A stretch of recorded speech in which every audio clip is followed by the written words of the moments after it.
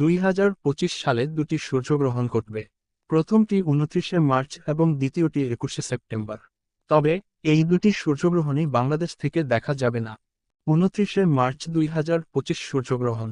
বাংলাদেশ সময় অনুযায়ী এই গ্রহণ দুপুর রাত 2:21 মিনিটে শুরু হয়ে সন্ধ্যা সকাল 6:16 মিনিটে শেষ হবে।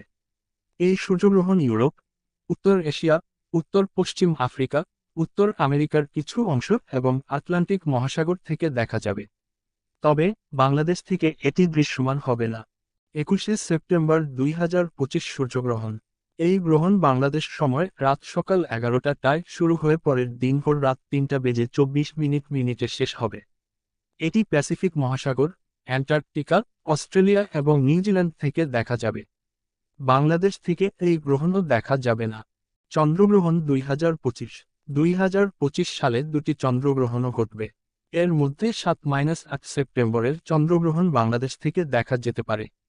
সুতরাং 2025 সালের সূর্যগ্রহণগুলো বাংলাদেশ থেকে দৃশ্যমান হবে না। তবে সেপ্টেম্বর মাসের চন্দ্রগ্রহণ বাংলাদেশ থেকে দেখা যাওয়ার সম্ভাবনা রয়েছে।